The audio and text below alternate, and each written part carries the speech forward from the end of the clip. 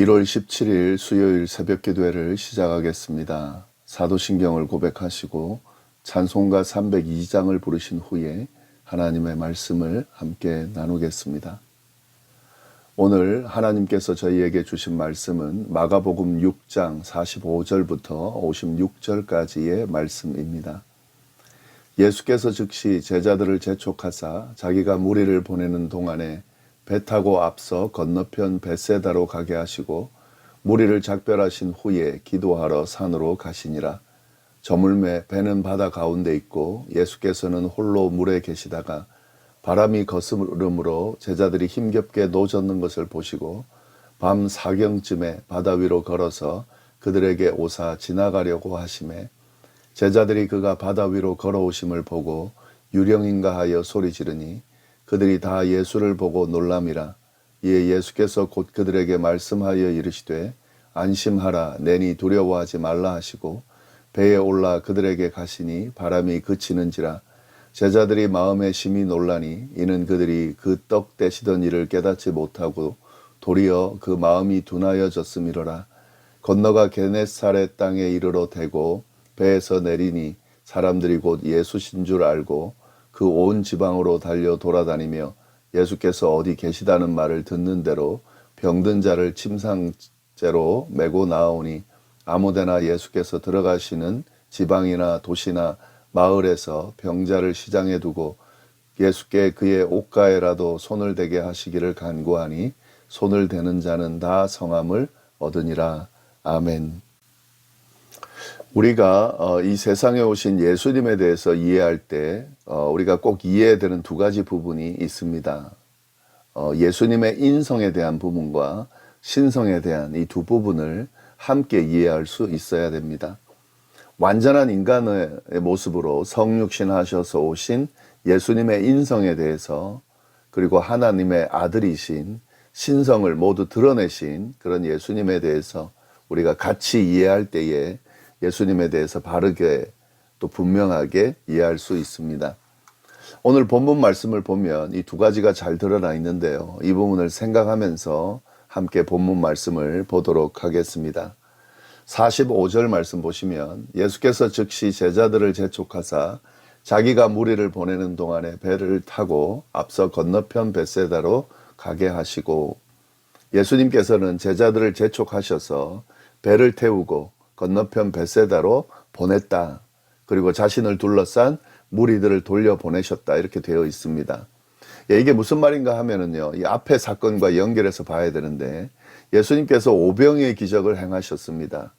근데 이 오병이의 기적을 경험한 무리들이 예수님을 왕으로 세우려고 했습니다. 거의 폭동이 일어날 정도로 억지로 예수님을 왕으로 세우려고 하는데 이 예수님을 왕으로 세워서 정치적으로 이용하려는 거죠. 지금 로마의 압제 가운데 있는데 이 로마의 압제로부터 예수님을 통해서 해방하려는 그런 의도를 가지고 예수님을 왕으로 세우려고 했습니다. 그런데 예수님은 이걸 원치 않았습니다. 예수님께서 이 세상에 오신 이유는 이스라엘을 정치적으로 해방시키기 위해서 오신 것이 아니기 때문에 그렇습니다. 그래서 선동하려는 그 무리들과 제자들을 지금 떼어놓으시는 거죠. 제자들이 지금 이런 상황에서 같이 흥분하고 그들도 같이 예수님을 왕으로 세우려고 하는 그런 모습을 보였기 때문에 예수님께서 제자들과 무리들을 떼놓으신 겁니다. 그래서 빨리 배에 태우고 건너편으로 건너가게 하시고 예수님만 홀로 남아서 지금 무리를 흩으셨다라는 내용입니다. 이런 내용, 여기서 지금 왕으로 세우려 했다 이런 내용은 없는데 요한복음 6장 15절에 보면 같은 내용인데요. 그런 설명이 나옵니다. 한번 참고하시기를 바랍니다. 그렇게 제자들을 보내고 무리를 흩으신 예수님은 뭐 하셨냐? 따로 기도하러 산으로 올라가셨습니다. 46절 말씀입니다. 무리를 작별하신 후에 기도하러 산으로 가시니라. 예수님께서는 기도를 참 많이 하셨는데 오늘 여기서도 기도하러 산으로 가셨다 되어 있습니다. 예수님께서 기도하러 산으로 가신 이유, 그 이유는 무리들의 그 선동에 현혹되지 않기 위해서죠. 마음을 지키기 위해서 기도하러 가신 겁니다. 여기서 예수님의 인성이 드러나는데요. 예수님은 인간으로 오셨거든요. 그렇기 때문에 예수님이 인간이시기 때문에 그런 유혹들을 받게 되어 있습니다. 그리고 그 유혹에 넘어갈 수 있습니다. 지금 사람들의 주목을 받고 있고, 그리고 사람들이 왕으로 세우려고 하고 있잖아요. 명예와 권력을 얻는 그런 상황입니다. 그리고 사람들이 그렇게 막 분위기를 휩쓸고 있는 그런 상황입니다. 이런 사람들의 분위기에 휩쓸릴 수 있는 그런 인간이었습니다. 예수님도 그렇게 넘어갈 수 있는 인간이었다는 거죠. 그래서 이를 이기기 위해서, 이 마음을 다스리기 위해서 기도하러 간 거죠. 하나님의 도움을 요청하고 마음을 안정시키기 위해, 내가 왜 이 땅에 왔는지, 뭘 하기 위함인지를 분명하게 세우기 위해서 기도하러 산으로 올라가신 거죠. 우리가 이 사실을 잘 기억해야 됩니다. 예수님은 완전한 인간으로 이 세상에 오셨습니다. 하나님의 아들이신, 신이신 하나님이시지만 그는 이 땅에 오셨을 때는 완전한 인간으로 오셨습니다. 그래서 우리 인간이 경험하는 모든 것을 똑같이 경험하셨습니다. 연약한 인간이기 때문에요. 언제든지 우리 인간들과 같이 넘어지고 무너질 수 있는 그런 모습으로 이 세상에서 사셨습니다. 그래서 예수님은 열심히 기도를 하셨습니다. 인간의 능력으로 이 모든 것들을 해결하고 극복하고 감당할 수 없기 때문에요. 끊임없이 하나님 앞에 기도함으로써 하나님의 도움을 요청한 거죠. 예수님은 때를 얻든지 못 얻든지 늘 기도하면서 하나님과 동행했고 하나님의 도움을 요청했습니다.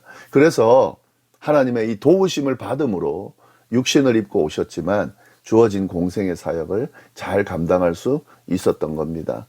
우리가 이 부분을 잘 기억해야 됩니다. 예수님은 하나님의 아들이기 때문에 우리와 다르게 그런 모든 것들은 그냥 감당해버릴 수 있지 않았겠냐, 능력으로, 신적 능력으로. 그러나 그렇지 않았다는 거죠. 예수님께서 공생애의 사역을, 우리를 구원하시는 그 구원의 사역을 감당함에 있어서는 철저하게 인간의 모습으로 신적 능력을 드러내지 않고 그렇게 감당했다라고 하는 사실을 우리가 잘 기억해야 합니다. 자, 그렇게 제자들이 배를 타고 바다를 건너가게 하고 예수님은 따로 기도하러 지금 무태 육지에 계셨던 거죠. 근데 그때에 제자들에게 사건이 하나 일어나게 됩니다. 47절부터 48절까지 말씀입니다.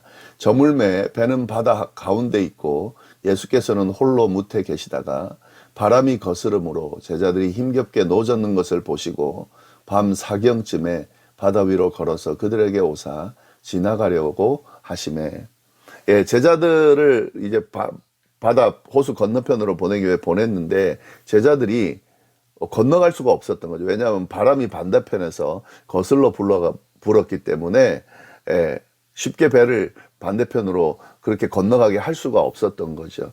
앞으로 나가기가 힘든 상황에서 제자들이 힘겹게 노를 젓는 걸 예수님께서 보셨다는 거죠. 아마 그 산에서 기도하시면서 그 모습을 보신 것 같은데 그 시간이 밤 사경쯤이라고 되어 있습니다.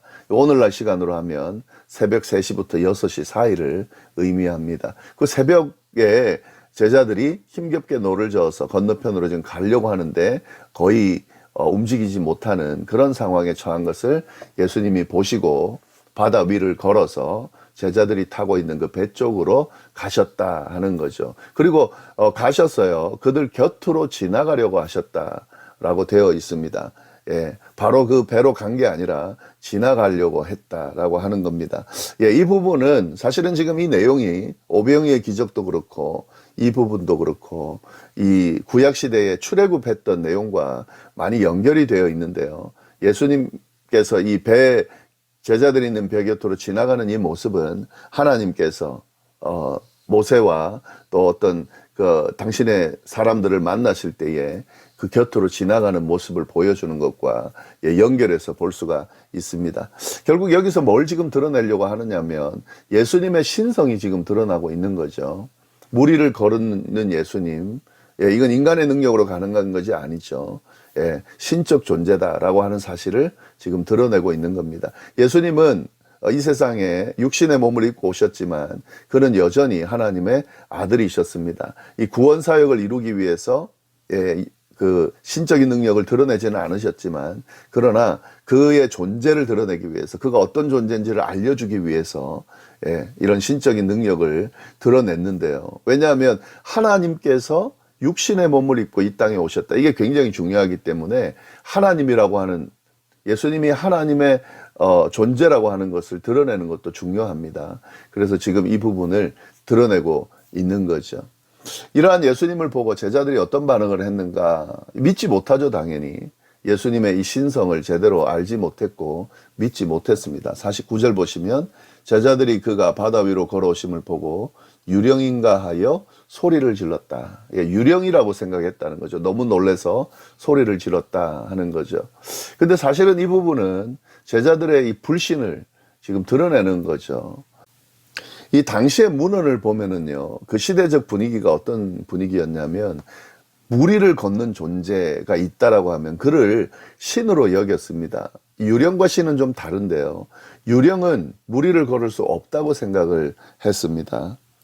그래서 지금 무리를 걷는 존재를 봤다면 어떤 신이 나타났다라고 그렇게 여겨야 됩니다. 유령이라고 여기면 안 되는 건데요. 지금 제자들은 그렇게 지금 생각하고 있다는 거죠. 무리를 걷는 존재를 보고 단순하게 유령이다라고 지금 생각을 하고 있는 거죠. 지금 이 제자들은 굉장히 물론 놀랬기 때문에 정신이 없는 상태에서 그렇게 생각을 했는데 사실은 뭐 당연하다고 생각할 수 있지만 이 제자들이 앞에서 예수님과 함께 같이 그 예수님을 경험하고 봤던 걸 생각하면 단순히 이렇게 유령이라고 생각하고 끝내버릴 내용은 아닙니다. 왜냐하면 예수님은 그의 신적인 모습을 제자들에게 이미 여러 번에 걸쳐서 확실하게 드러내 주셨습니다. 병자들을 고치고 귀신을 쫓아내고 하는 그런 내용들도 보여줬을 뿐만 아니라 제자들을 파송해가지고 제자들을 통해 또 능력도 드러나게 하는,